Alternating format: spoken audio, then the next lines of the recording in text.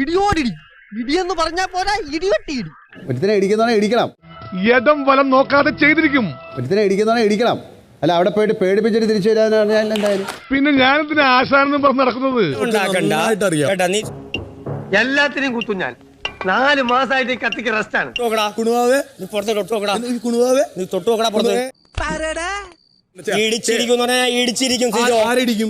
നിനക്ക് തല്ലാൻ തോന്നുന്നുണ്ടോ?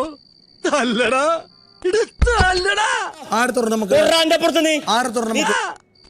ഒന്ന് തല്ലി മക്കൾക്ക് എന്ത് വേണം?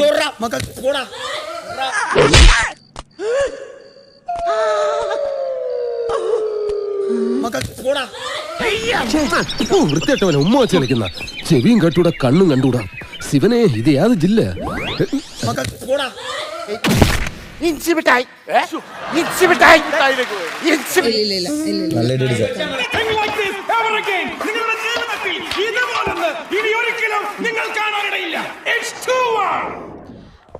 നീ അവനെ കൊണ്ടുപോയത് നന്നായി, ഇല്ലെങ്കിൽ ഞാൻ അവനെ കൊന്നേനെ.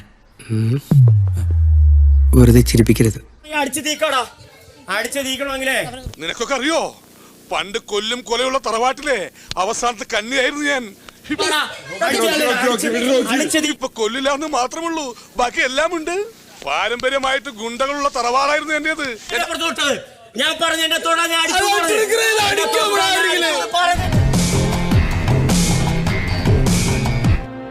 ഇപ്പൊ നിങ്ങളുടെ ഹീറോ എന്ത് ചെയ്യുന്നു? Will he give up? മുറിവേറ്റ സിംഹത്തിന്റെ ശ്വാസം ഗർജനത്തെക്കാൾ ഭയങ്കരമായിരുന്നു.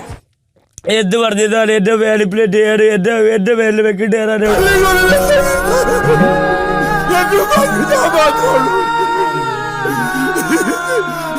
ഇവിടെയുള്ള സകല ആൾക്കാരും അവരുടെ അടുത്ത് പറഞ്ഞു എന്റെ തോടല്ലോ.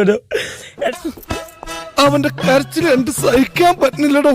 എന്നെ പുറത്ത് തുടലും അവനാ എന്റെ താടിയിലും പിടിച്ചാത്തി ഇങ്ങനെ ആക്കിയത്.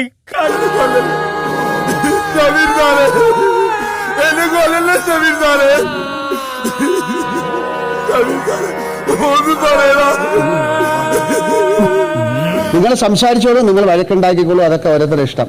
ദേഷ്യം എന്ന് പറയുന്നത് നമുക്കത് കട്ട് ചെയ്ത് കളയേണ്ട കാര്യമാണ്. എനിക്ക് റോക്കിയോട് ദേഷ്യമോ പരാതിയോ ഒന്നുമില്ല.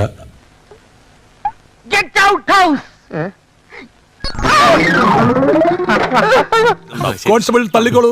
അച്ഛമില്ലേ അച്ഛമില്ലേ അച്ഛമെன்பതില്ലയെ ഇച്ഛ കൊണ്ട ബോർഡിലെല്ലാം തോട്ട് വിട്ട പോതിലും അച്ഛമില്ലേ. എന്താ ഷൈട്ട് പറഞ്ഞേ? ഒന്നും മനസ്സിലായില്ല, പക്ഷെ കാണിക്കണം. നന്നായിട്ടുണ്ട്.